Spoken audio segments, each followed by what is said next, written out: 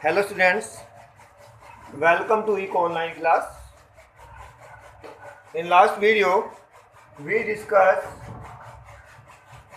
income method, how to calculate national income by income method.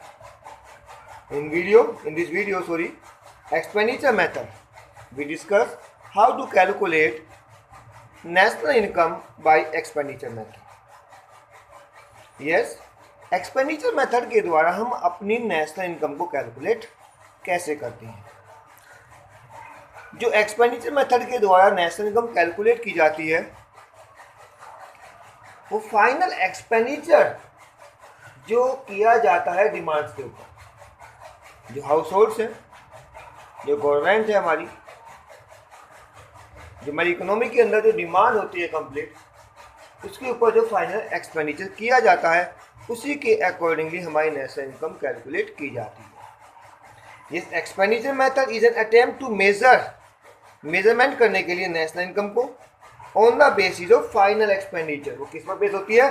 Final expenditure पर होती है, on gross domestic product at market price. और जो final expenditure calculate किया जाता है हाउस होल्ड के द्वारा, गवर्नमेंट के द्वारा, बिजनेसमैन के द्वारा, या फिर हमारे जो हाउसेज हैं उनके द्वारा जो कंस्ट्रक्शन किया जाता है, या गवर्नमेंट के द्वारा रोड, ब्रिज, फ्लाईओवर, डैम बनाया जाता है, और जो नेट एक्सपोर्ट होता है, उन सबको मिलाकर हमारी gross domestic product and market price calculate होती है किसी भी अकाउंटिंग ईयर के अंदर। Clear? Component of final expenditure, कौन कौन से कंपोनेंट है? First component is private final consumption expenditure, जो प्राइवेट के द्वारा, हाउस होल्ड के द्वारा या पर्सनली जो खर्च किया जाता है। Yes, expenditure on the purchase of goods and services, जो एक्सपेंडिचर किया जाता है, खर्च किया जाता है हाउस होल्ड के द्वारा गुड्स और सर्विसेज के ऊपर। और by private non profit institutions, जो नॉन प्रॉफिट इंस्टीट्यूशंस होते हैं जो हाउस होल्ड को सर्विस प्रोवाइड कराते हैं। Only purchase of goods and services.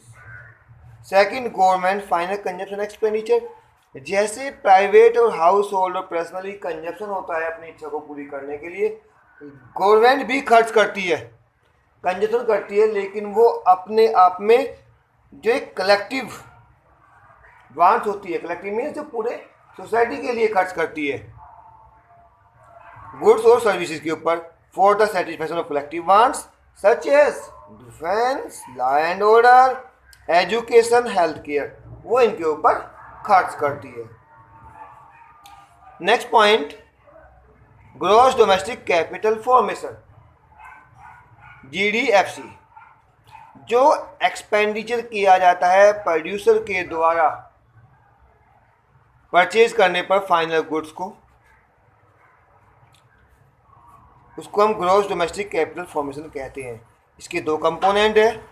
First component gross domestic fixed capital formation. Fix mean जो हमारी फिक्स एसेट्स होती है, जैसे कि प्लांट एंड मशीनरी, इक्विपमेंट्स, जो इनके ऊपर खर्च किया जाता है। First point, business fix investment, जो प्लांट और मशीनरी के ऊपर बिजनेसमैन के द्वारा खर्च किया जाता है।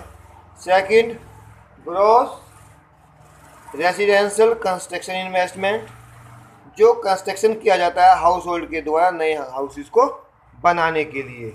Clear? Third point, gross public investment, जो गवर्नमेंट के द्वारा खर्च किया जाता है, कंस्ट्रक्शन किया जाता है रोड, ब्रिज, फ्लाईओवर, डैम बनाने के लिए। इसका बी पार्ट है इन्वेंट्री इन्वेस्टमेंट, जिसको हम चेंज इन स्टॉक कहते हैं, जो सेमी फिनिश गुड्स और रॉ मटेरियल के लिए, रॉ मटेरियल के रूप में बिजनेसमैन के पास होता है, प्रोड्यूसर के पास होता है। इन्वेंट्री इन्वेस्टमेंट और change in stock, physically change in the stock of raw material, जो फिजिकली चेंज होता है रॉ मटेरियल के अंदर और सेमी फिनिश गुड्स के अंदर, लाइंग विद द प्रोड्यूसर, जो प्रोड्यूसर के पास होता है। Gross domestic capital formation is equal to gross domestic fixed capital formation plus change in stock, इसके द्वारा कैलकुलेट होता है। नेक्स्ट पॉइंट है नेट एक्सपोर्ट। नेट एक्सपोर्ट एक डिफरेंस होता है export and import of goods and services of a country during a year और during a time. किसी टाइम, एक ईयर टाइम के अंदर या फिर एक ईयर के अंदर होता है। Net export is the difference between the export and import of a country during the period of 1 year. एक टाइम के अकॉर्डिंग ये होता है। Yes, private final consumption expenditure, government final consumption expenditure, gross domestic capital formation. अगर यहाँ पर होता gross domestic fixed capital formation तो हम साथ साथ चेंजिंग स्टॉक को भी इंक्लूड करते इसके अंदर, क्योंकि दोनों इसके कंपोनेंट होते हैं। प्लस नेट एक्सपोर्ट, इससे हमारी GDP at MP, gross domestic product at market price calculate होती है। Clear? Yes. Precautions while using expenditure method, और क्या क्या सावधानियां बरतनी होगी जब हम एक्सपेंडिचर मेथड के द्वारा अपनी नेशनल इनकम को कैलकुलेट करेंगे। पहला क्या है कि expenditure on second hand goods. देखो, हमने इनकम मेथड के अंदर भी किया था कि जो सेकंड हैंड गुड्स है इसकी वैल्यू को हम इंक्लूड नहीं करते, और यहाँ पर जो खर्च किया जाता है सेकंड हैंड गुड्स के अंदर वो हम कभी भी एग्रीगेट एक्सपेंडिचर के अंदर इसको इंक्लूड नहीं करते, क्योंकि ये ऑलरेडी इंक्लूड होता है, इसकी वैल्यू ऑलरेडी इंक्लूड होती है। सेकंड, जो इंटरमीडिएट एक्सपेंडिचर होता है, हमारा इंटरमीडिएट जो हम एक्सपेंडिचर करते हैं किसी भी गुड्स को बनाने के लिए, उसको भी हम नेशनल इनकम में इंक्लूड नहीं करते, क्योंकि यदि इसको इंक्लूड करेंगे तो वहाँ पर क्या हो जाएगी, प्रॉब्लम ऑफ डबल काउंटिंग हो जाएगी, इसलिए हम इसको इंक्लूड नहीं करते हैं, so as to avoid double counting. हम डबल काउंटिंग को यहाँ पर अवॉइड कर देते हैं। कब? जब हम इंटरमीडिएट एक्सपेंडिचर को इंक्लूड नहीं करते।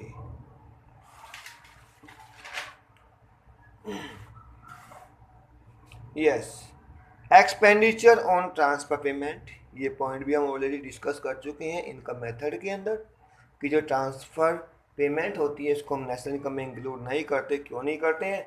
क्योंकि अपने आप में ये अन इनकम होती है, बिना कमाई दी जाती है, और नेशनल इनकम के अंदर हम वही इनकम लेते हैं जो हम कमाते हैं। और जो एक्सपेंडिचर किया जाता है ट्रांसफ़र पेमेंट पर गवर्नमेंट के द्वारा, उसको हम अवॉइड करते हैं, क्योंकि ये अपने आप में फैक्टर पेमेंट नहीं होता है, क्योंकि ये अपने आप में फैक्टर पेमेंट नहीं होता है। क्लियर? और gross domestic capital formation include replacement of machine, क्योंकि ग्रॉस डोमेस्टिक कैपिटल फॉर्मेशन होती है जो भी हमने ऑलरेडी डिस्कस किया था, इसके अंदर हम रिप्लेसमेंट ऑफ मशीन, रिप्लेसमेंट होता है मशीनरी का, वो हम इंक्लूड करते हैं, और चेंजिंग स्टॉक को इंक्लूड करते हैं। Therefore this will not be include in final expenditure again, तो हम इनको दोबारा इंक्लूड नहीं करते हैं, हम इनको दोबारा इंक्लूड नहीं करते हैं। नेक्स्ट पॉइंट आता है हमारा एक्सपेंडिचर जो होता है, जो खर्च किया जाता है शेयर और बॉन्ड के ऊपर, वो हम इंक्लूड नहीं करते नेशनल इनकम में, बल्कि लेकिन जो कमीशन होता है शेयर और बॉन्ड का, उसको हम ऐड करते हैं नेशनल इनकम में, क्योंकि वो सर्विस किसी के द्वारा दी जा रही है तो उसको इंक्लूड किया जाएगा। लेकिन जो बॉन्ड और शेयर होते हैं हम इनको इंक्लूड क्यों नहीं करते? क्योंकि ये अपने आप में कोई भी प्रोडक्टिव एक्टिविटीज़ नहीं होती, ये अपने आप में कोई भी प्रोडक्टिव एक्टिविटीज़ नहीं होती है, ये अपने आप में एक डॉक्यूमेंटल प्रूफ होता है, तो इसलिए हम इसको इंक्लूड नहीं करते। हम नेशनल इनकम में वही इंक्लूड करते हैं जो गुड्स और सर्विसेज के रूप में यूज़ किया जाता है, ये प्रोडक्टिव एक्टिविटीज़ नहीं हो रही है कोई भी। Clear? Expenditure on final goods and services will be include in aggregate expenditure. जो फाइनल गुड होता है, फाइनल गुड अपने आप में कंप्लीट गुड्स होता है जो मार्केट में अवेलेबल होता है, जिसको कंज्यूमर परचेज करते हैं, और जिसको परचेज करते हैं उसको अपनी इच्छा को पूरा किया जाता है कंज्यूमर के द्वारा। तो जो खर्च फाइनल गुड्स और सर्विसेज के ऊपर होता है उसको हम एग्रीगेट एक्सपेंडिचर में लेते हैं, क्योंकि ये एक पार्ट होता है of commodity flow of an economy, क्योंकि इकोनॉमी के अंदर कमोडिटी फ्लो हो रही है, तो इसलिए इसको हम इंक्लूड करते हैं। लास्ट पॉइंट है हमारा इसका, in order to calculate net domestic product. In order to calculate करने के लिए क्या, नेट डोमेस्टिक प्रोडक्ट।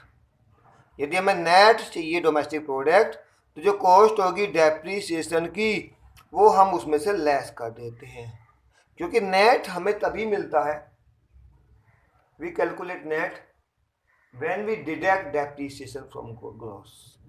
जब हम ग्रॉस में से डेप को लेस कर देते हैं उसके बाद ही नेट कैलकुलेट होता है। क्लियर? इसकी प्रिकॉशंस थी जो हमें सावधानियां बरतनी होती हैं कि जब हम नेशनल इनकम कैलकुलेट करते हैं एक्सपेंडिचर मेथड के द्वारा। Answer the following question. Explain the component of expenditure method. Component method के एक्सपेंडिचर लिखने होंगे। Second, right precautions while using expenditure method, और इसके प्रिकॉशंस भी लिखने हमें जब हम एक्सपेंडिचर मेथड के द्वारा अपनी नेशनल इनकम को कैलकुलेट करते हैं। वे कौन कौन से प्रिकॉशंस हैं। क्लियर?